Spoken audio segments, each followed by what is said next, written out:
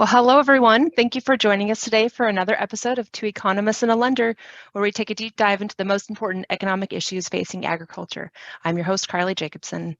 And this month, we again have David Widmar and Brent Gloy back with us from Agricultural Economic Insights, along with our own Tara Reppert, one of our own credit analysts here at Farm Credit. So today we're talking about how the different parts of our individual or operations credit profile work together to help a lender understand what we're capable of earning, aka paying back. So we'll talk through the 5 C's of credit and also discuss how your credit profile can have offsetting factors. Nothing is black and white in farming or finance. So Brent, let me get this kicked over to you to get us started. Thanks, Carly. Great to be here with everyone today. Here to talk to you today a little bit about the 5 C's of credit, or more generally, the underwriting process that lenders use to evaluate credit. And I think we all know that credit is one of the most useful tools that we have in our business toolbox. It's can help you invest in things that make your business more efficient or grow it over time. And so it's something that a lot of us desire. But one of the things that I think causes some frustration sometimes is people, well, I didn't get that loan, and why didn't I get it? And what is the lender really looking for? What do they, how do they evaluate when they decide whether they want to extend you credit or not? And I think that's where understanding the process is really important, because it's certainly in the lender's best interest to extend credit when it's a good credit, and it's in the business's best interest to use it when it makes sense. So what we wanted to do today is talk a little bit about what makes a business creditworthy and what lenders are looking for. And so I think part of this whole process is telling that story of your business as to what makes your operation unique, what makes it creditworthy. And by creditworthy, we mean the ability to take credit, invest it, and earn a rate of return that will repay the lender both in their principal, but also the fees that they're going to charge you to obtain that credit. And then, more broadly thinking about just what goes into that process, what's necessary, and what are the most critical pieces of information that we use in the underwriting process. So today we're going to flip it around a little bit. We usually bring our lender expert in at the end, but today we're going to bring them in a little earlier, and I'm going to let David go ahead and introduce our lender expert for the day. Yeah, Brent, thanks for that introduction. We're going to work through each of those 5 C's. We're going to explain what each one is, and we're going to set it up a little bit. And then we're going to ask Tara, our lender expert this month, to share her perspectives. First off, Tara, tell us a little about yourself. I have been with Farm Credit Service of America for a little over 19 years. I started as a financial officer in our Northeast Nebraska region out of Norfolk, was able to work with customers there to put on loans, work with them with crop insurance and deciding what best to take there. From there, I moved into an underwriting role with our organization. So I've been able to be on the backside of that loan gathering process and looking at all these credits. I've also gotten to do some fun things with our technology within our organization, where I've actually helped build some tools that look at these different capital and credit and capacity measures. So know the nuts and bolts that go into it. In addition to that, I'm lucky enough to live on a farm here in Northeast Nebraska now, out of West Point. My husband farms with his family, and so we are hoping to be raising up the 5th generation of farmers. As you see in my picture, I've got my daughter at the top and my niece and my son, who we were delivering meals that night. So caught a quick picture. Well, great. So you have a lot of perspective from your farm credit tenure, but also your off-farm tenure. So you have a lot of rich context to bring to that. Before we dive into each of the C's, I'm curious if you could share kind of this high-level elevator pitch of what happens through that underwriting process. And I think a lot of producers are familiar with that conversation they have with the financial officer. But what happens after that paperwork moves to you? Yeah, you bet. So many of you are used to coming in and giving all of your information to your financial officer. They may ask you for more information as the day goes on. And then that information is shared with me as an underwriter. Now, I work with your financial officer to discern and work through all of that information and your request. So there's a big difference between if you just call in and say, hey, I want a tractor loan for this amount in this many years, and that's the most information you give, versus if you call in and say, hey, I want a tractor loan because I'm going to expand my operation a little bit. I'm going to also be adding some custom work. And so my neighbors have already said that they're going to use me. So I'll be getting this much income in addition that'll help me pay off this tractor loan. So really the information that you give starts off that process. Your financial officer shares it with me as an underwriter. And then I'm going to look at, if you have given a balance sheet and tax returns, I'll start there. But then if you've given additional information and more to your story of, hey, I'm adding some additional income to this, then I can use that information as well to help in making a better decision. We're going to switch over. We're going to work through the first C, which is character. But Tara's not going to go very far. She's going to add her perspective for each one as we move through. So the first one is character. And one way to kind of summarize what character is answering the question of how reliable are you? And this is kind of a historic look at your past performance. So one of them is probably very familiar, an idea of how we measure character frequently in the financing space is through a credit score, very common in consumer financing. Of course, that credit score, we know all the ways that gets impacted, how much, how frequently you're making your payments, if you make late payments, or how much debt you have relative to the capacity that's possible. So that's one measure of that. It's worth pointing out that a lot of this character question can be subjective, especially if we go back to a time prior to having credit scores, or if maybe you're a new customer, right? There's not a whole lot of history there to go off of. So we might have to be a little bit subjective. A lot of lenders will tell us that, character is a really important one, that if the character issue isn't resolved, then all the other C's might not be relevant. Character is, a really important one, but it's one that you have to kind of build over time, and you have to help tell that story as to why you're a reliable loan. The second piece, or third piece here, is repayment history. So as you work with a lender over time, they're going to start to get more familiar with your character. Are you someone who pays that note or makes that loan payment a few days early, or maybe a few days late? That could be part of this as well. And the final piece that's really important to consider is just kind of what's your appetite, what's your risk profile towards using debt? Are you highly leveraged? Is it common for you to have a lot of leverage in your operation? Or maybe did you work your debt lower over time and then maybe save that up and make big purchases? So this is all part of that story, and this is all that helps summarize what that first C of character is. I'm going to jump back to Tara at this point and ask the first question I have is, we mentioned the credit score already, but how else do you evaluate character? Yeah, there's lots of different ways. And like you mentioned, credit bureau is easy. It's a number that's out there. If you've been an existing customer, that repayment history, that helps to give us an idea. But then there's also things like, how ready and willing are you to provide information?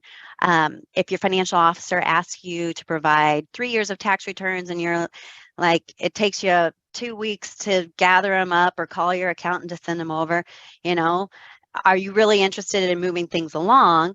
Or do you say, yeah, no problem. Actually, I'm going to sign, call my accountant right away and get that information right over to you.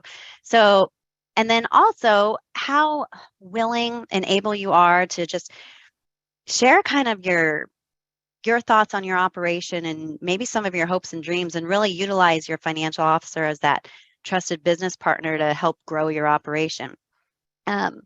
So willingness and readiness to give information can help be a good judge of character there as well.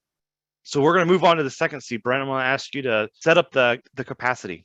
Yeah, so capacity is really, really important. And capacity of your business is here in this context relates to, what's the business capacity to generate funds and what's its requirement to use funds. So it's kind of like the flow of funds through business. And so you'll want to look at, how much income can this business generate? And more important, and also as importantly, is how is that income used? One of the things that, you hear this saying a lot, all businesses cash flow right up to bankruptcy. One of the points here is, well, not only do we need positive cash flow, but we need to see ultimate profitability. And by that, I mean, are you generating a positive enough cash flow to kind of replace equipment and other things that are getting worn out over time? So we want to look at just kind of the overall cash flow generation of the business, where that business income is going. Another thing that's I think is really important is having good records with respect to the earnings of the business. So do you have good financial records, not just tax returns, but actual financial records that show kind of your income, hopefully with an accrual adjustment at some point, as well as the cash flow. And are those records accurate? Can we count on them? And then we'll want to think about, what are the projections of the business for generating earnings going forward? As you think about making a change in your business, we're going to require credit. What's that credit going to be used for? How is that going to impact the cash flow generation of the business? And another thing we want to consider in all of this is kind of off-farm income. Off-farm income can be sometimes much more stable than farm income. So regular source of income may not have a lot of calls against it right off the bat. So it's a nice thing to consider when you look at the capacity of an operation to use credit. And Brent, we did an earlier webinar series here about off-farm income and how the family living expense, and encourage folks to listen to that, because there's kind of this idea of sometimes farm income is needed to meet those household expenses, and sometimes off-farm income could be enough to actually make investments in the operation. So that could be really important consideration. So Tara, the question we have for you on this space is, what specific measures do you consider here for capacity? Like we mentioned, tax returns, of course, that's a basic, but we all know that we actually use those to manage our taxes. So it might not be a true picture of your operation. That, of course, gives me a ratio I can work with, which is debt coverage ratio. Now, what we like to look at even better than that is if you have a trend of balance sheets. So when you have a trend of at least 3 balance sheets, we can look at your actual earnings from year to year. That can give us a great picture of how much your operation can afford to expand, to cover in payments, and so on. So that balance sheet trend can be really helpful. And what's great about that is if you can gather balance sheets about the same time each year, if you've got a cattle operation, you want to make sure that you're gathering either when all those baby calves are on the ground or consistently when they're not, because otherwise there's a big difference. Other ratios that we can consider, your operating expense ratio. Are you a high cost operator? Are you a low cost operator? Averaging that out over your acres. So depending on the information that you give us and the amount, there's several different ways we can start to look at that capacity measure. I think that's a really good point that you shared as we've been preparing for this, is that you get excited about the capacity because with good records and good information provided, there's kind of a lot of ways that you can triangulate, or you could approach the problem from different angles to try to get that capacity issue firmed up. So true. If one doesn't, necessarily tell the story that we're looking for, of might be a little bit short, then we're going to move on to that next one if we have it available and say, what was this one not telling us? So more information, the better. Great. Shifting gears to the third C, capital, and kind of the highlight summary here is how much equity is in the business, how many funds are there to really be utilized here. And we want to consider kind of a look at the balance sheet. We want to consider what's going to be the impact of this new loan on the balance sheet. How's that going to impact the debt to asset ratio, for example? What are going to be the implications of a down payment? How is that going to impact maybe our working capital position? So it's idea of sort of what's this impact going to be on the operation. It's also important to consider the balance between long-term versus short-term debts and assets. Sometimes we had a webinar about this as well, but sometimes you can get this sort of out of balance. Maybe you have too many short-term, too aggressive a payoff schedule. Maybe you need to term some of that out to make sure that this is in a right balance. And lastly, we're going to talk about this debt to asset ratio, but the debt to asset ratio is a common metric that comes up within this. And this is, of course, a look of how much of our assets is being covered by debt. The alternative here is equity. So this kind of debt to equity, debt to asset, there's a few similar metrics here, but this idea of of all the assets we have, how much of those have a callback to the debt side. So I'm going to ask Tara to come back here and ask another question. What other capital measures do you consider in addition to debt to asset? We like to look at your current ratio, which is a measure of how many of your current assets are available to pay back your current liabilities. So those payments that you have coming due within the next year. Also in consideration of that is working capital then. That's just a different measure of kind of the same thing. And capital is interesting because one operation may have lower working capital, but they might have offsetting items out there that it's okay that they have a lower working capital measure. They may have strong non-farm income that is offsetting some of those yearly expenses that are coming due or yearly payments, or they may know that they have lower working capital, so they are having a higher level of coverage of crop insurance this year to help mitigate that risk. As we were preparing for this, you said that this is kind of a hard one for you because of these offsetting factors that you mentioned. I think it's really great because this is really a great example of why the 5 C's are important, because there's going to be weaknesses or strengths in everyone's story, but you look at one of these, okay, what's going on here and what other parts of the story help buttress that or help support that narrative. So I appreciate you mentioning that. Brent, I'm going to kick it back over to you here for number 4. Thanks, David. So collateral is really important. I just watched the movie Tin Cup the other night, and he's in a situation where he wants to bet a guy that he can hit his 7-iron further than his arch nemesis, and he says, "I'll bet you $1,000 against my car that I can hit it farther than you." And of course, he hits a really good shot, and then his nemesis hits it and bounces it on the road and beats him, and of course drives off with his car. And my son was like, "Well, what? I don't understand." I said, "Well, that was his collateral. He didn't have $1,000 of cash, so he put up his car against that $1,000." And in some ways, this is a similar kind of idea. These are the assets that you provide to the lender to secure that loan, so that if things do end up not going well, this gives the lender a little bit of comfort that there's some assets that they, have a first claim on.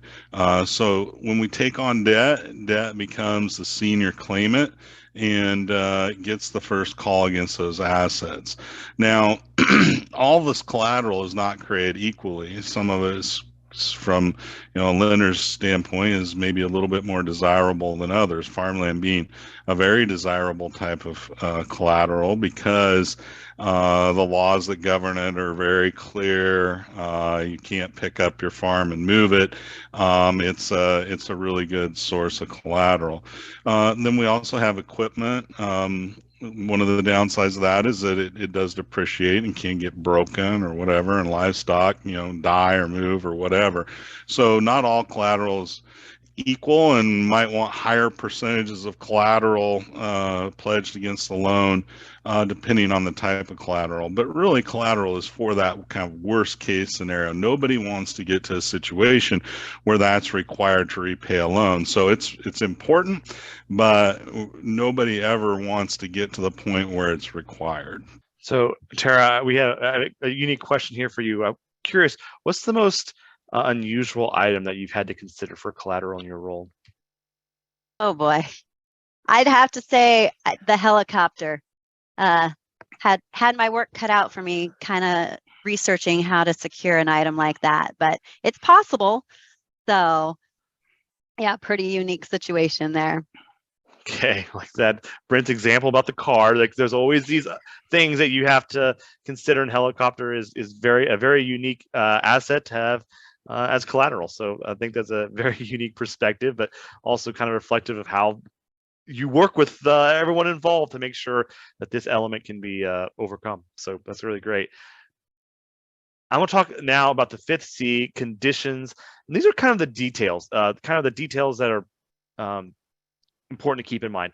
The first one that we wanted to mention here, kind of from a theoretical perspective, but also can be relevant, is the overall business environment. And so sometimes, when you put together a loan application and maybe your balance sheet and your income and your overall loan request is very similar to maybe the last 3 or 4 years, but the overall business environment could have shifted, and now lenders might be a little more concerned about making loans in this space. Maybe it's an ag loan for an operating line of credit, or maybe it's a farmland loan. So sometimes this background of what's going on can be significant to what lenders are thinking about as they're reviewing those documents. Another part of this conditions situation, and one that we're going to talk with Tara quite a bit about, is conditions can be details that are attached to your loan to help manage that risk, or to help get that loan in a way that the lender feels more confident and comfortable with it. So one of them might be specific terms around the interest rates. Maybe the interest rate is going to be at X% for a few years, and then it could be adjusted down the road. Maybe there are limits on how the uses of the funds. Maybe there's a request for crop insurance or property insurance to put against this collateral, to put against these assets that are in place. Maybe there's an assignment of payment for government payments. And finally, there could be a request to submit quarterly financials. So these are all conditions that, again, details that help that lender get confident with the loan, and then to also help producers, in most cases, better understand their operation, maybe help improve their processes for management, but it gets both parties aligned there to get that lined up. So Tara, I'm really interested. We mentioned, we listed several conditions here. Which one is kind of most common in your experience, or what are some ideas that you have to share about that?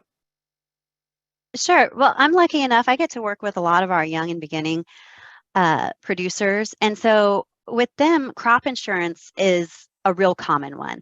Most of them have limited, as we talked, limited equity, limited working capital.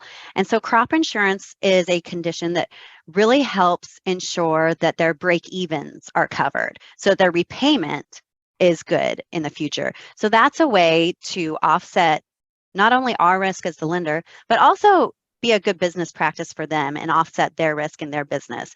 A lot of the conditions that we look at are not only to offset our risk, but like you mentioned, they're just good business practices for the borrower as well. So even if we weren't requiring them, we would probably expect or think that most of them are doing some of these things anyway.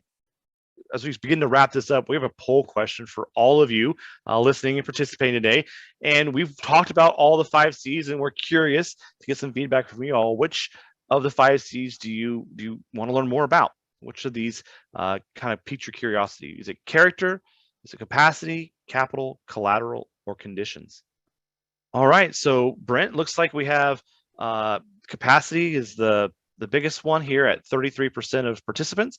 Also had several, about a quarter of folks mentioning conditions. But one of the things here that's worth noting is there was someone who voted in all of these, and I think this is a really important recognition. There wasn't a clear winner, right? There wasn't one that was at 80% versus all the other ones. So pretty tight amongst all of those. So one of the things we want to leave you with is an action item or something to challenge you with, is to use this webinar, today's conversation, as a starting point for a follow-up conversation you can have with your financial officer or your trusted financial advisors.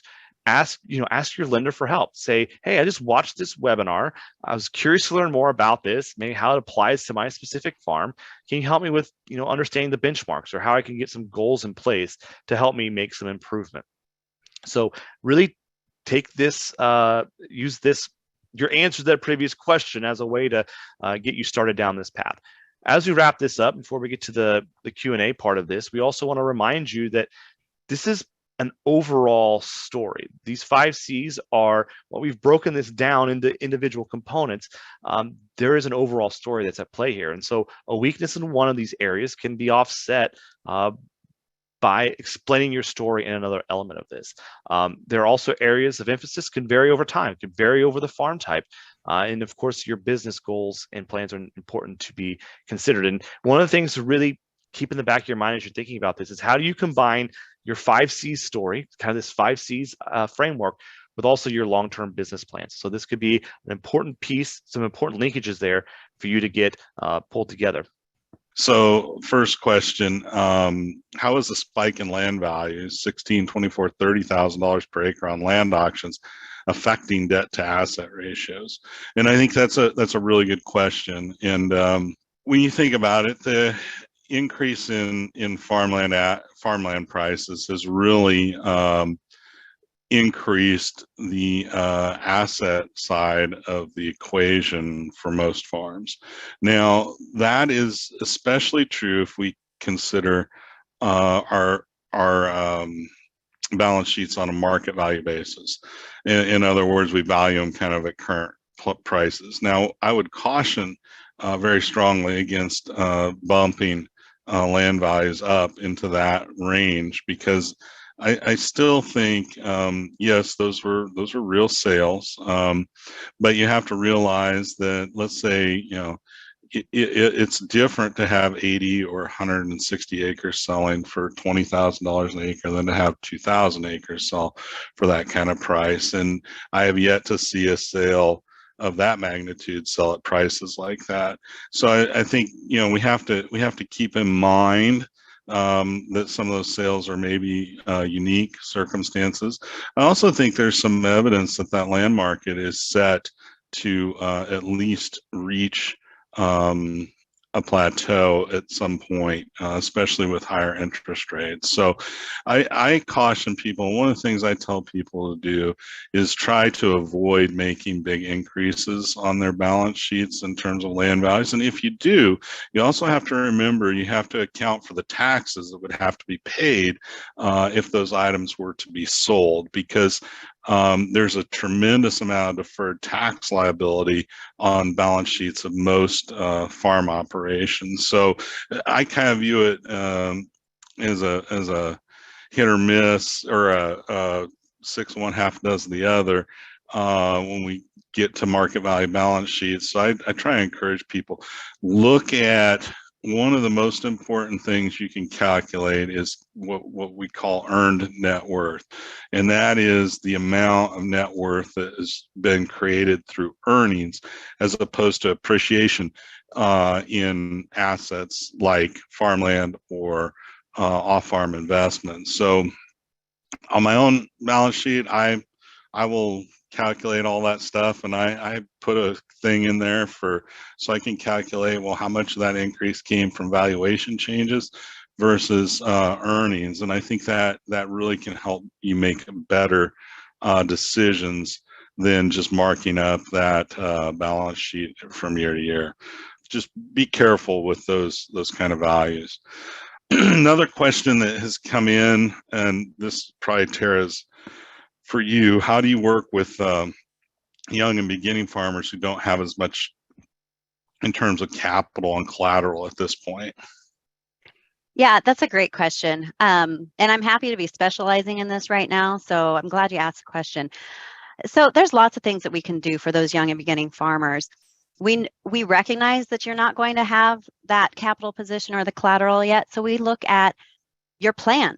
Your plan and your projection is a big part of how we can make a decision. So your plan of how you're going to operate, you showing the willingness and being able to capture what expenses you anticipate, and then also what reasonable income you expect from your operation, and being able to provide that information to us, whether it's sitting down by yourself and gathering that information, or sitting with your financial officer and putting it together, or your other team of experts around you to help put that information together.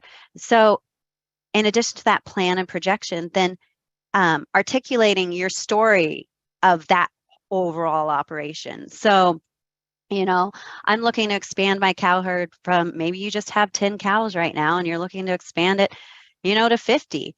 All right, what steps are you going to put in place? What are your expectations for growth? Immediate, slow, over 5 years, 10 years? What are your goals? In addition, what other offsetting things do you have going for you right now? Do you know that you don't have enough you recognize you don't have enough capital, and your operation may be smaller at this point? So are you working at the local co-op? Do you work for your dad's operation? Do you work for your neighbor's operation? What other income sources are you working towards and using to eventually put into your own operation? So those other income sources. And then that's when we also pivot and look towards other risk mitigating factors. So that's when the crop insurance comes into play. Can you insure your break-evens? Do you know what your break-evens are? Are you maybe there's more to your story that you're coming back into an operation, a family operation? Are you working with your dad? Sorry if I'm going so fast, but I love this stuff because there's so much to it. But are you working into a larger operation where you have the benefit of buying seed with your dad or your uncle or your brother, and so you do get some cost benefits there on some of those larger expenses? Are you putting in getting to purchase chemicals and fertilizer with part of a larger operation? So understanding and letting your financial officer know those things is key to letting us better help you along the way. Yeah, and I think, Tara, those are all really good points. And one of the things I think newer farmers need to think about is what can they do a little bit differently maybe than someone who's more established and has more of that capital and all of those kinds of things. So are there other, maybe service businesses or things they can do to generate income from, what's between their ears, or even labor that can generate some income to make them an attractive credit risk, and maybe allow them to work into a situation where they have more capital and collateral. Yeah, that's a great point. Like if you are working into like purchasing a sprayer, what are your dreams, hopes and dreams with that? Can you go and secure some acres to run that sprayer over? And then you're having someone else help pay for that sprayer as you grow your own operation, but then you get the use of it on your own acres. So that's a great point. I have another question here. It says, essentially, why does cash rent look differently than a land loan? I could, own one farm and rent one. They both cost me the same amount, and one I have it, and then I wouldn't have it the next year if I couldn't pay the rent. The other, I could always sell the farm. Why are those different? And I think there's a few things I want to address in that question to start with. One, I don't think there are many situations where, when you look at what the principal and interest payment would be on that farm, it's usually greater than the rent. So in most cases, your P&I is going to be more than a rent. So it's not quite a one-to-one situation. And I think part of the reason it's looked at differently is there's a lot more risk with, extending a whole bunch of credit to buy the entire farm than there is with, say, one with a rent situation. So in other words, yeah, you can sell the farm, but there's also the risk that that farm price could go down as well. And we've been in an environment for the last 20 years where farmland prices have generally just gone up, and that is not always the case. And I think, if we look at some data, we can see that that's not always the case. They don't go down, consistently, regularly, all the time. But when they do, it's because things are really bad, and that creates quite a bit of risk. And so the principal that you've lent on those is substantial. So you're talking about different amounts as well as different risks, and that's why I think they're viewed a little differently. And maybe, Terry, you might want to add something, but I think that's how I would kind of address that. Just different situations. Another question about navigating young people in the beginning farming and ranching. I think we kind of hit a lot of that already, but wanted to at least acknowledge another question about that. Again, I think things you can do to generate income outside maybe even the traditional way of just farming is going to make you attractive, and you can work into that. And I think that's one of the best ways to do it. I would like to point out that in Farm Credit Services of America, we do have actual special programs dedicated to those young and beginning producers. So I just encourage you, with questions on these, honestly, call your lender up. like I said, I specifically specialize in young, beginning, and small producers and underwriting. So I am seeing those and building some consistency around how we look at those. So with those resources, just reach out because every situation is different. Not everybody has the non-farm income coming into a young operation, but they may have a dad who is supportive. So there's definitely ways that we can help through that. With our Young and Beginning program, we have special education on learning more about balance sheets and your cash flow and working up a projection.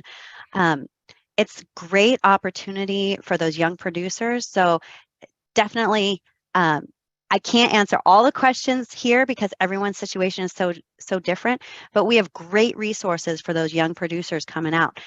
Utilize us for that information. So another question about when you're looking at rents, you're more attractive to have just a straight cash rent or some kind of a profit share, maybe even a share rent. How are those viewed? And I think it depends on the terms of all of those. And I think my response would be that any kind of rent agreement can be structured in a way that's beneficial, equally beneficial to both parties. It's just important to make sure you work through that and understand, especially when you get into adjustable leases, how those rents could adjust or might adjust, and what the risks are and rewards are for both parties. So I do think it's important to understand how those work. For instance, I'll just give an example. Let's say you base your adjustable cash lease on commodity price of a crop. Well, that's one thing that can influence the revenue of that farm. But if you don't have an adjustment in there for what the yield was on that crop, you could find yourself in a situation where you have really lousy yields, prices are up, you have to pay a lot more rent. Where if it was a revenue-based adjustment, you might not have to. So it just, I think it's just important that both parties really understand those terms, and it's important to work together to make sure that the agreement is beneficial for both parties. If you're curious, we're going to provide a link there in the follow-up materials, but Brent and I at AEI, our team has put together a podcast season called Nothing Borrowed, Nothing Gained. So if you're really curious about lending and how lending works, we sort of took a step back and really tried to look at what are the vehicles for how producers get the funds for those ag loans. Where does the money come from? And so we'll provide a link to that. So we'll follow up with that. But if you're curious about this topic, you might enjoy some of the history of how the farm credit system came together, how a local bank works. It's all very unique and it all ties back to financial markets, the bond markets, and eventually the Federal Reserve Bank. So kind of a relevant topic, but also fun history lesson there. That is a great series. I've been listening to it, and I would say if you're interested in this topic, you'll love that series as well. So we'll include that in our follow-up tomorrow, so you can find that podcast pretty easy. So that'll do it for another episode of Two Economists and a Lender. Thank you to Brent, David, and Tara for leading today's conversation, and for you in the audience, thank you for joining us. We look forward to seeing you online again next month.